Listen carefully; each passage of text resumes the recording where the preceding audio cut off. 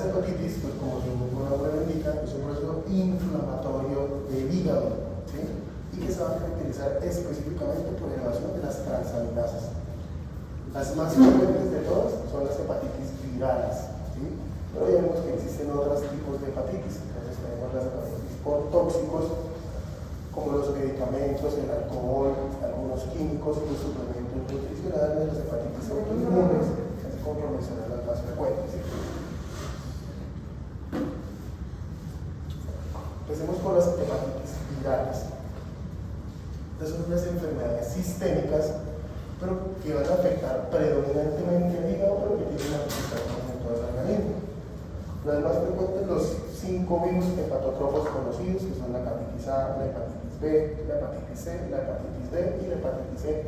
Sin embargo, como les mencionaba ahorita, existen otros virus que también pueden llegar a generar inflamación hepática, como el virus del Epstein-Barr, el citomegalovirus, el herpes, inclusive el VIH también puede generar una hepatitis aguda.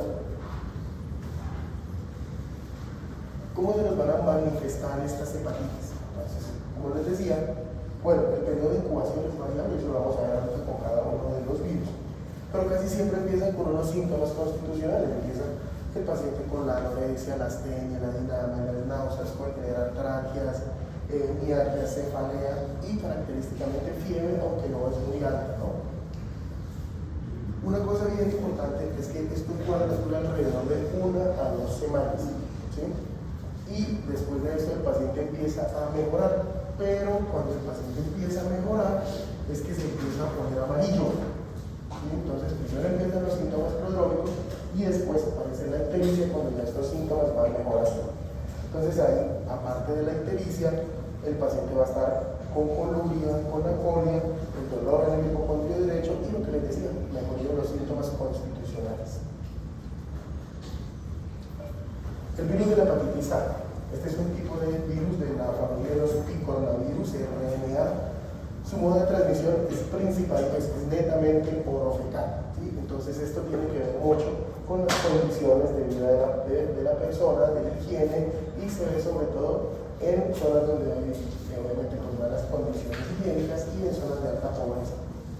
Afortunadamente, pues este virus es de verdad bastante lábil. Se inactiva simplemente con el virus en agua durante 1 minuto, con la aplicación de formaldehído, de cloro o de radiación ultravioleta. El periodo de incubación desde el momento en que se adquiere el virus hasta que se manifiesta la enfermedad es bastante variable, puede oscilar entre los 15 y los 50 días, en promedio 4 semanas, 28 días. Sin embargo, durante todo este tiempo, antes incluso de que el paciente empiece a presentar la sintomatología, podemos encontrar evidencia de la presencia del virus en el hígado, en la sangre, en las bilis y especialmente en las heces. Entonces, durante todo este tiempo, antes de que el paciente haga los síntomas, el paciente sí va a estar siendo infectante, va a estar repartiendo sus virus. Entonces, durante este periodo es donde más puede contagiar a los demás. La gran mayoría de pacientes son asintomáticos, pero ojo, hasta el 0.1% de los pacientes pueden llegar a presentar una hepatitis fulminante, no es frecuente, por favor.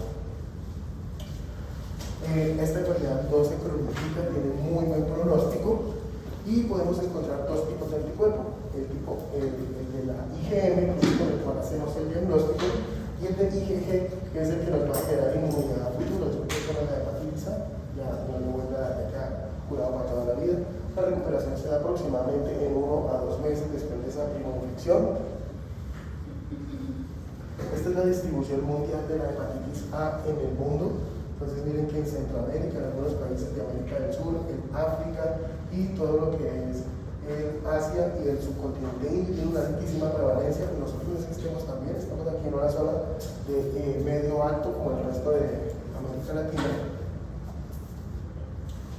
Pero pues afortunadamente ha venido disminuyendo.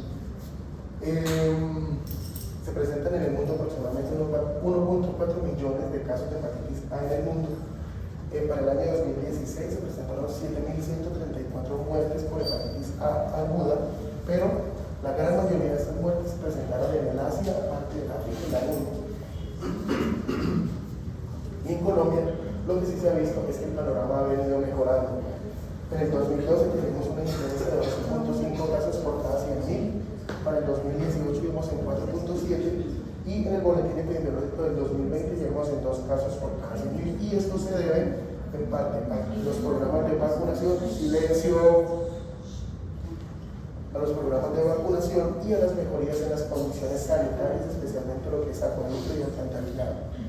Entonces, miren, este era el mapa de la hepatitis A para el año 2015, y en el como vamos por el 2018, solamente preocupante en la parte del norte de Santander, aunque al parecer eso tuvo mucho que ver con la migración de personas que venían de Venezuela, que no tenían pues como los recursos necesarios para tener unas condiciones higiénicas adecuadas. El coco de todo el mundo, la hepatitis B. Este es el único virus que es ADN. Todos los demás virus son virus de tipo ARN. Este es un virus ADN que es hepatotropo. Entonces tiene varias partes del virus. Entonces tenemos el núcleo cápside o core, que es esta parte acá interna.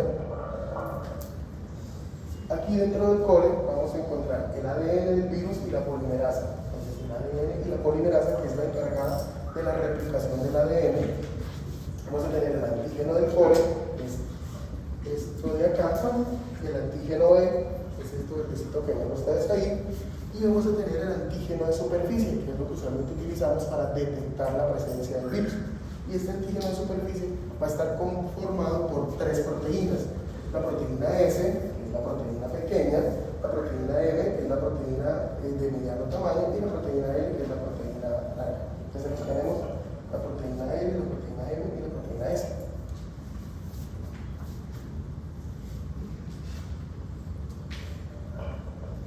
A nivel mundial hay aproximadamente unos 296 millones de portadores del virus de la hepatitis B, que son cifras de la OMS para el año 2019, y se presentan aproximadamente 1.5 millones de casos nuevos. Y esta hepatitis causa aproximadamente unas 820.000 muertes al año, principalmente asociadas a cirrosis y hepatocarcinoma. En Colombia la incidencia para el año 2021 estaba en 3.9 casos por cada 100.000 habitantes. Específicamente para ese año se presentaron 1.974 casos de hepatitis B en nuestro país, y en Santander hubo 73 casos nuevos de hepatitis B.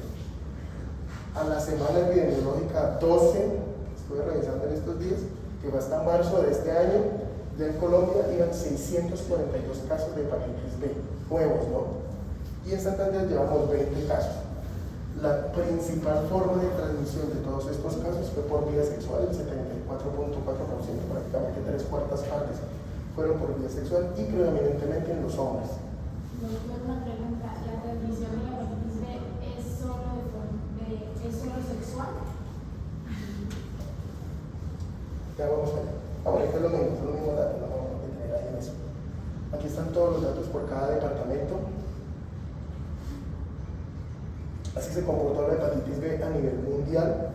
Entonces miren que nosotros estamos aquí en el 2 y el 2.9%, pero miren lo que es la parte de África y de Asia, que es donde más tenemos casos de hepatitis B a nivel mundial.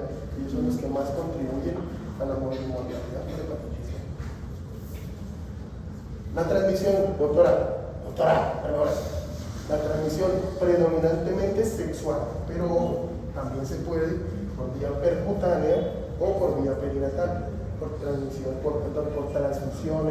por trasplantes de tejidos. Sin embargo, en la actualidad recuerden que toda la sangre que va a ser transmitida, todos los tejidos que van a ser trasplantados, tienen que pasar por unos procesos muy específicos. Entonces, pues, en la actualidad es casi que imposible que a uno se le vaya a pasar un paciente con hepatitis B para recibir tejidos, ¿no?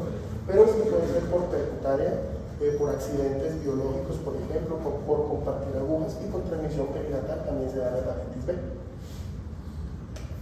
El periodo de incubación posible entre los 60 y los 150 días posterior a esa primoinfección. Aproximadamente del 20 al 30% de los pacientes que adquieren la hepatitis B presentan síntomas, el resto son totalmente asintomáticos. La presentación pues es un poco más severa que en la hepatitis A, ¿sí? Fulminante entre el 0.5 y 1% de los pacientes, y pues esto tiene mucho que ver con el tipo de paciente, con el estado inmunológico, si presenta algún otro tipo de comorbilidad, y si se adquiere solamente la hepatitis B o si se adquiere con otras enfermedades. ¿Listo? Aproximadamente al año unas 32.500 muertes por hepatitis B aguda, y el 10 a 30% de estos pacientes que adquieren la enfermedad terminan cronificándose. Responde por aproximadamente el 22.5%, de estos pacientes hacen cirrosis y un 39.5% puede llegar a terminar con un hepatocarcinoma. Entonces, con esto es que todo el mundo se enreda. ¿Cuál es la clave para aprender esto de la hepatitis B? Saber qué hace cada uno de los marcadores. Ustedes saben qué hace cada marcador, qué representa, y listo, por eso lo pueden interpretar fácilmente. Entonces, el antígeno de superficie. Esto me va a decir que usted tiene un virus de la hepatitis B en su organismo. Punto. Eso es lo que me dice el antígeno de superficie. ¿Listo? Ahora, el antígeno E me va a indicar que tenemos replicación del virus. ¿Listo? El anticuerpo contra el antígeno de superficie me dice que usted está protegido contra la enfermedad, bien sea porque adquirió la enfermedad de forma natural y se curó, o bien sea porque se vacunó, cualquiera de las dos opciones. El anticuerpo anticore no me protege de nada, pero sí me va a ayudar a diferenciar entre una hepatitis B aguda y una hepatitis B crónica.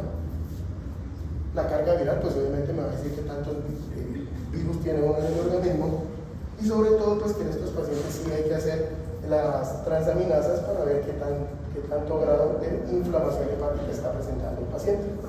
Entonces, esto es lo que yo espero que suceda en la gran mayoría de pacientes que adquieren la hepatitis B.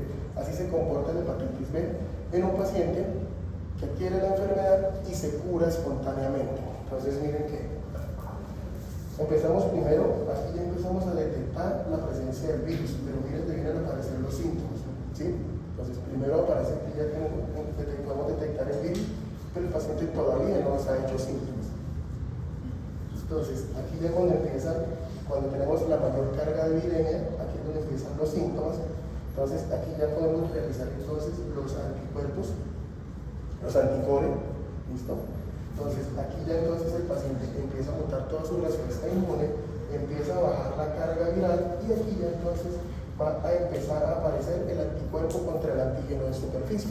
Este es el que nos va a dar la inmunidad contra la enfermedad. Entonces miren que aquí ya en este punto el IgM anticore va a desaparecer, solamente me va a quedar el anticore de tipo IgG, y aquí ya tenemos el anticuerpo contra el antígeno de superficie.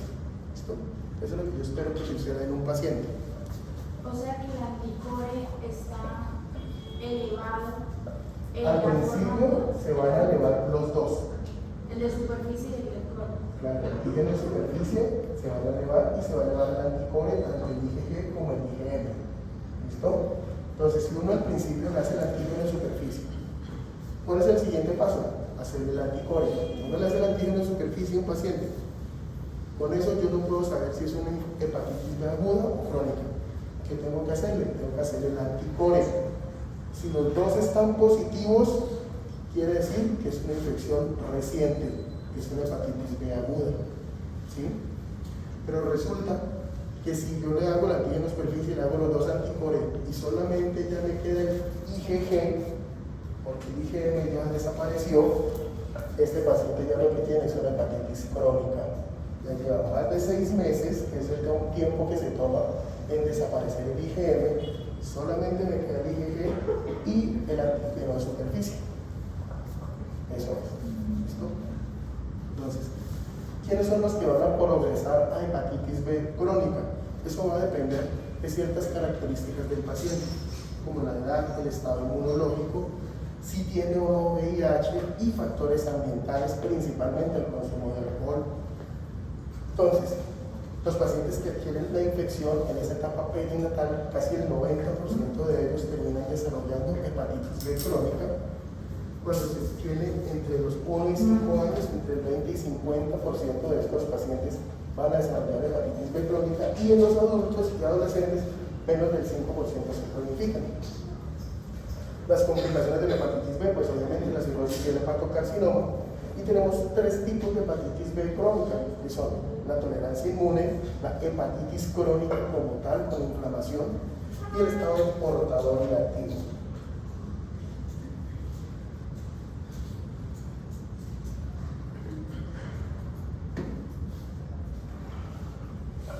Entonces, la tolerancia inmune se da especialmente en aquellos pacientes que adquirieron la infección en la etapa perinatal.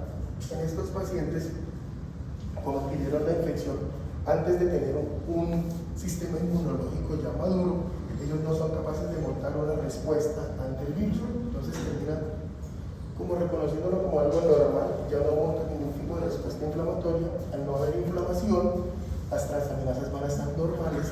Ese paciente no tiene hepatitis desde el punto de vista de la inflamación, pero lo que sí vamos a tener es una alta carga viral, porque no hay nadie que le esté molestando la vida al virus. El virus está replicando solito a sus anchas. Ese paciente va a tener un tejido hepático normal, pero como no hay nadie que le ponga freno a ese virus, y recuerden que es un virus de tipo ADN, este tipo de virus termina generando integración con el ADN del hepatocito, y estos son los pacientes que tienen un mayor riesgo de desarrollar un hepatocarcinoma. El paciente con hepatitis crónica como tal, como les digo, con inflamación, este es el paciente que sí está montando una respuesta inflamatoria. Entonces, este paciente va a tener una transaminasa elevada. Por supuesto, va a tener inflamación hepática. Bueno, aquí tenemos dos tipos, que puede ser con antígeno E positivo. Recuerden que el antígeno E lo que nos muestra es replicación viral. Entonces, si tenemos antígeno E positivo, vamos a tener cargas virales más bien elevadas. Pero resulta que el paciente, hay algunos que tratan de defenderse y puede generar anticuerpo anti-E que limita la replicación del virus. Entonces ese paciente, a pesar de que tiene la inflamación, la carga viral va a ser un poco más baja. Y estos pacientes, como tienen inflamación hepática, terminan desarrollando sobre todo cirrosis. Y obviamente pues ellos sí van a necesitar tratamiento antiviral, que se hace con tenofovir en sus dos formas o con entecavir. Pero pues esto ya se lo damos al infectólogo.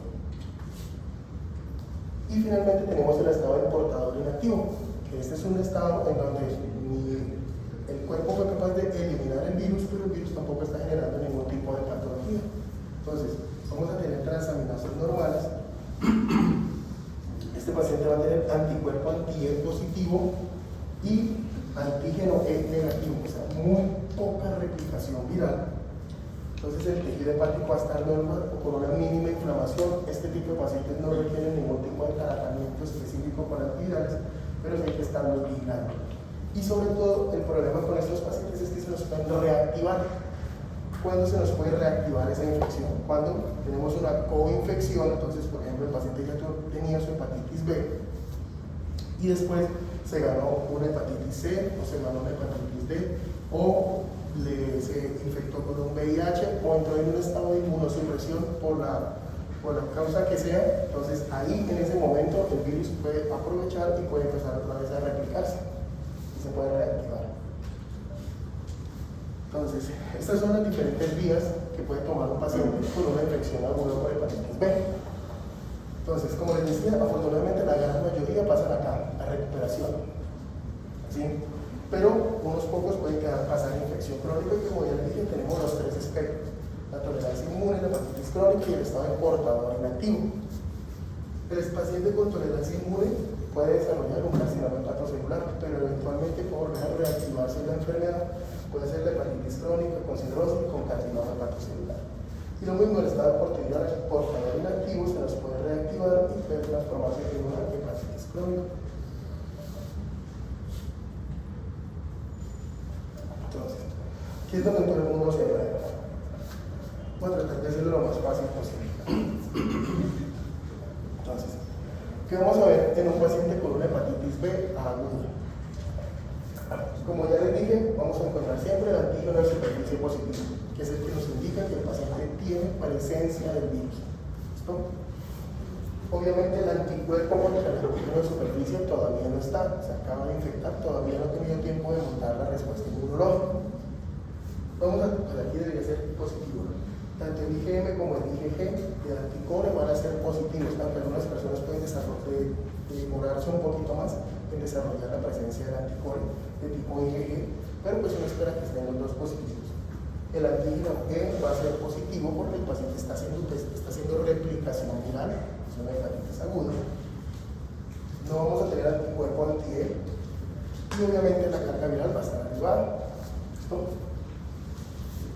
Si el paciente se cura solito, que es la gran mayoría, entonces se nos va a desaparecer el antígeno de superficie, ya vamos a encontrar el anticuerpo contra el antígeno de superficie positivo, que es el que nos va a dar la inmunidad, y aquí el IgM va a desaparecer y el IgG va a quedar positivo para toda la vida.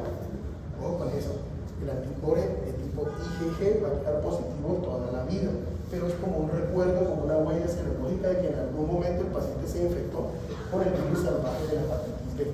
¿Listo? Eso no quiere decir que siga infectado. Obviamente no vamos a tener antígeno B porque ya no hay replicación viral. El anticuerpo anti-E va a estar positivo y no vamos a tener carga viral. ¿No? ¿Qué pasa con ustedes que ya se vacunaron? Todos ya se vacunaron, ¿cierto? Supongo. Entonces, yo espero que si a ustedes les hacemos todo este panel, lo único que va a estar positivo es esto: el anticuerpo contra el antígeno de superficie. Para de contar. ¿Cómo?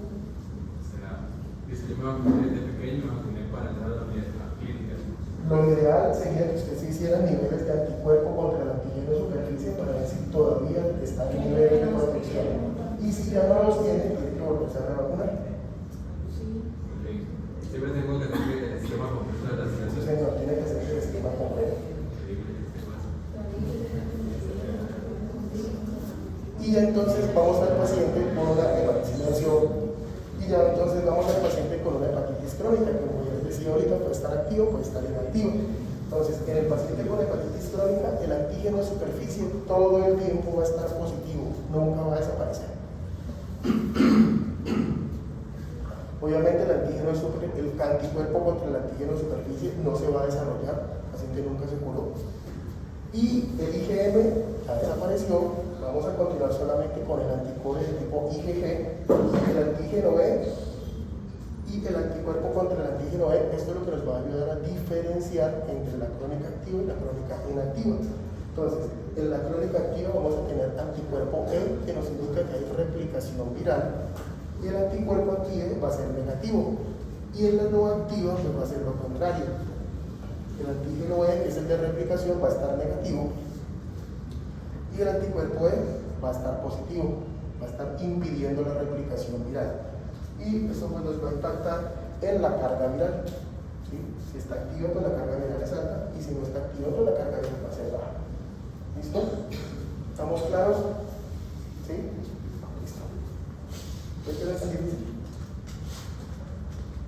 Entonces, nos vamos a saltar ahorita a la hepatitis D.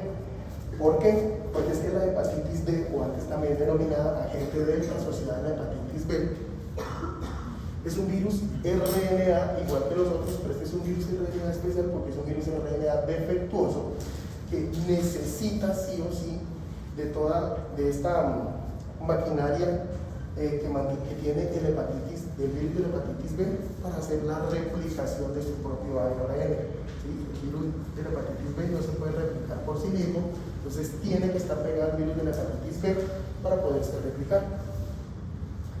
A nivel mundial se supone que más o menos el 10.5% de los pacientes portadores de hepatitis B crónica también son portadores del virus de la hepatitis D, y eso representa alrededor de unos 62 a 72 millones de pacientes infectados. En Colombia, tanto para el periodo epidemiológico 2021 como en lo que va del 2023, no se ha reportado ni un solo paciente de hepatitis D. ¿Sí? Pero, según la OMS, nosotros tenemos una alta prevalencia de hepatitis D. Entonces, o no se está reportando o no se está buscando. Las vías de transmisión iguales a las mismas de la hepatitis B, percutánea, sexual y perinatal, y la incubación durante 30 y 180 días.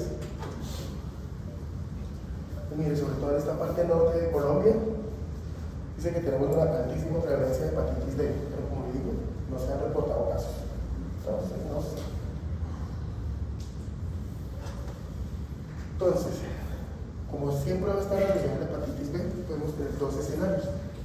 Entonces podemos tener lo que se llama la coinfección, es decir, el paciente que de entrada adquiere los dos virus, hepatitis B y hepatitis D. Entonces, ¿qué es lo que vamos a encontrar en estos casos?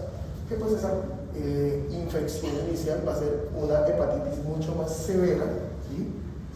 Pero pues afortunadamente se comporta igual que con la hepatitis B. La gran mayoría de pacientes terminan haciendo recuperación espontánea. Recordemos que si el paciente es capaz de eliminar el virus de la hepatitis B, pues ya el virus de la hepatitis D no va a tener cómo replicarse y pues va a terminar desapareciendo. Y lo otro es se denomina la superinfección, que es el paciente con una hepatitis B crónica que después adquiere el virus de la hepatitis B. Entonces, en este caso, lo que tenemos es que si era un paciente con una hepatitis B que ya estaba, digamos, en un estado de portador asintomático, con frecuencia lo que sucede es que se reactiva la hepatitis y ese paciente pues, va a tener un mayor riesgo de terminar desarrollando una cirrosis. Cuando debemos sospechar una hepatitis D, sobre todo en individuos con antígeno superficie de hepatitis B, que pertenecen a grupos de riesgo, hombres que tienen sexo con hombres, trabajadoras sexuales, personas que utilizan drogas intravenosas, etc. O en pacientes que tienen ya una hepatitis B y que de pronto se nos empiezan a descompensar, que empiezan a hacer otra vez hepatitis activa, hay que descartar que se haya sobreinfectado con la hepatitis D. Ahora sí, pasemos a la hepatitis C. La hepatitis C es un tipo de flavivirus, también es RNA, al principio lo llaman hepatitis no B. Lo que dicen los libros es que la hepatitis C se transmite primordialmente por vía percutánea y que tanto la vía perinatal como la vía sexual son vías que tienen una baja efectividad de transmisión y que se da especialmente en pacientes con VIH que tienen una alta viremia. Ojo, eso dice el libro. ¿Qué dice la epidemiología colombiana? Que aquí la gran mayoría de pacientes con hepatitis C se han contagiado por vía sexual. ¿Listo? Por esto. Para el año 2021 se presentaron 897 casos de hepatitis C en Colombia, de los cuales transmisión sexual 63.8%, percutánea 24.3% y pues ya transmisión perinatal es como 0.4%. Y para el año 2023 lo mismo, al corte hasta marzo, ya llevamos 332 casos. Y nuevamente, la principal forma de transmisión fue la vía sexual. ¿Listo? Entonces, ojo con eso.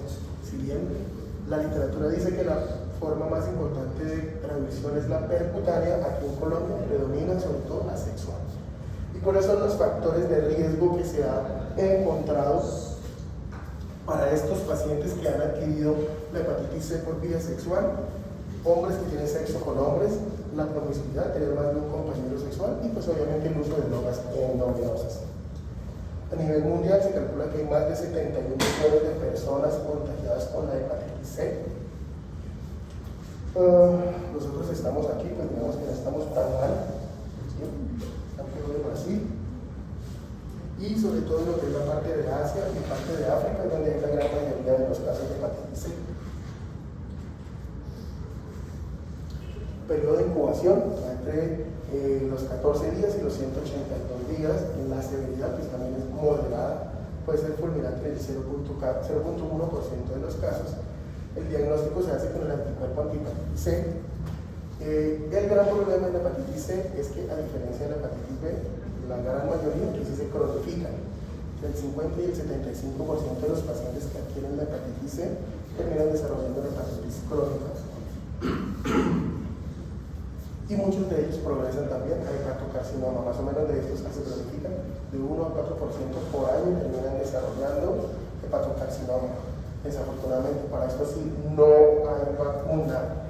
¿Listo? Entonces, primordialmente la protección. Y pues se puede dar tratamiento antiviral, el sofosbuvir, el beclatazavir, el velpatalir y la ribavirin. Entonces, ¿qué pasa con estos pacientes?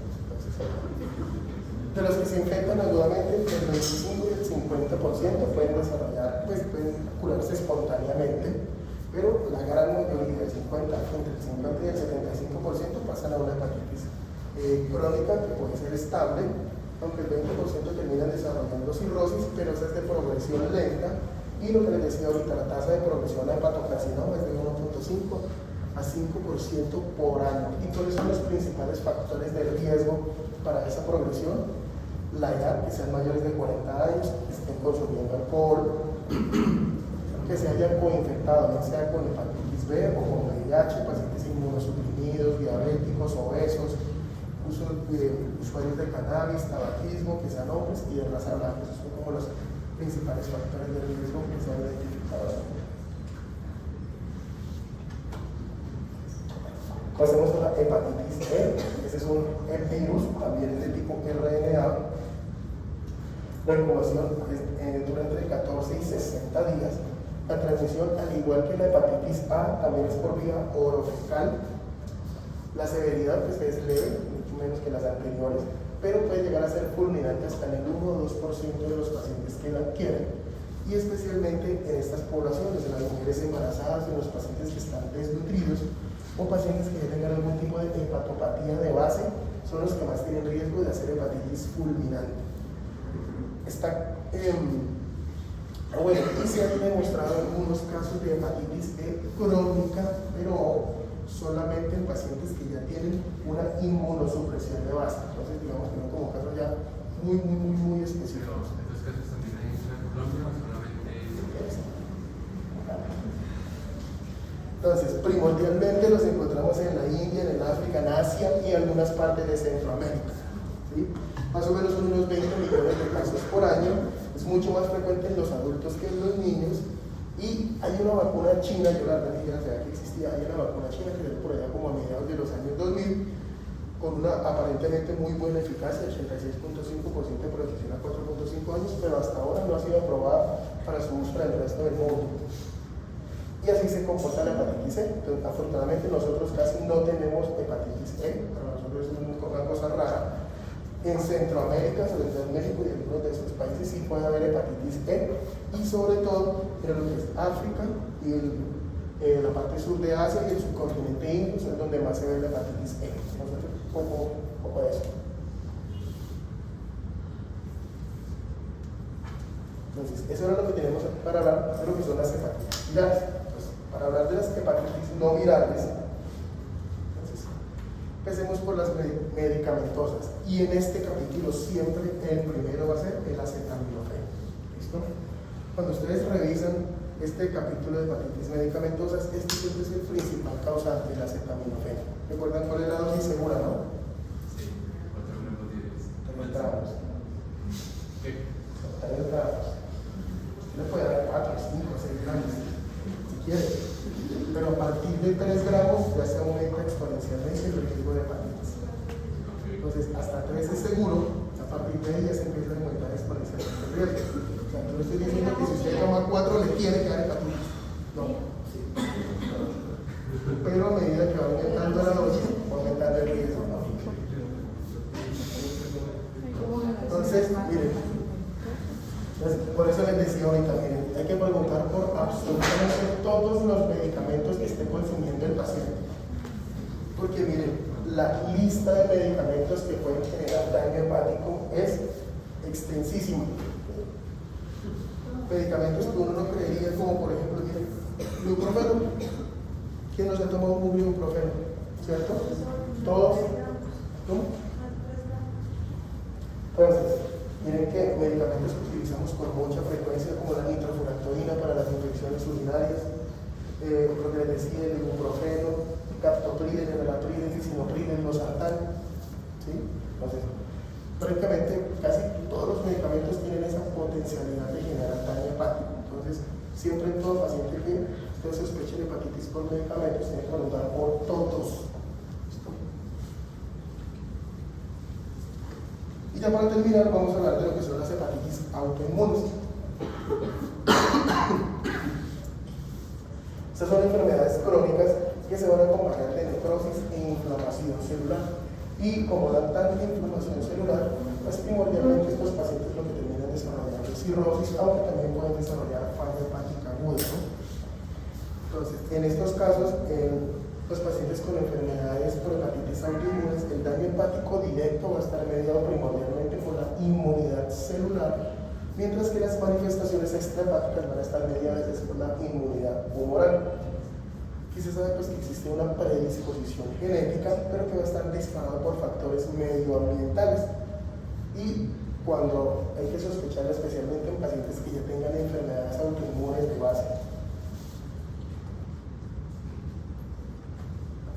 Entonces, ¿cómo se van a manifestar?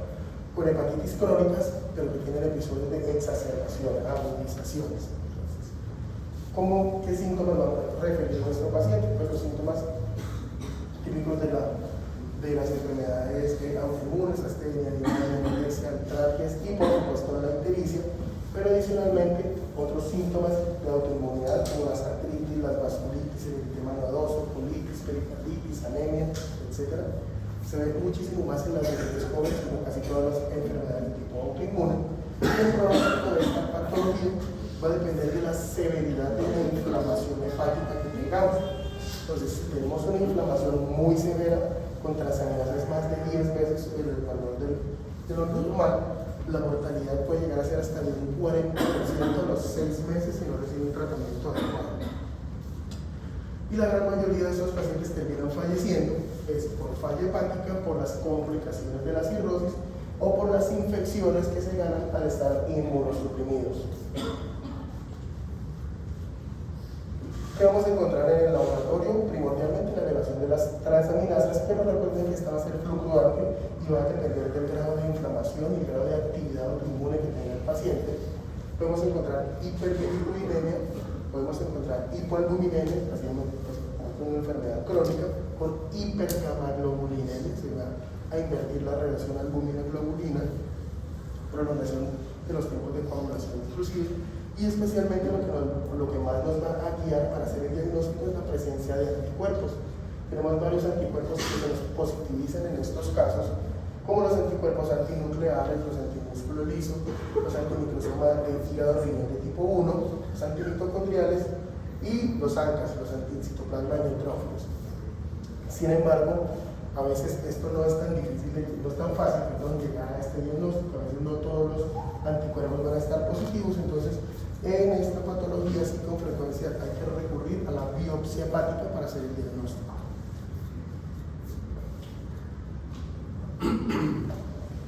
¿Y cuándo debemos sospechar que estamos ante una hepatitis de tipo autoinmune? Si tenemos un paciente que sea mujer, con elevación de transaminasas, con aumento de globulinas, con presencia de anticuerpos, o que ya tenga otra enfermedad autoinmune de base. Es muy frecuente que las enfermedades autoinmunes tengan varias a la vez.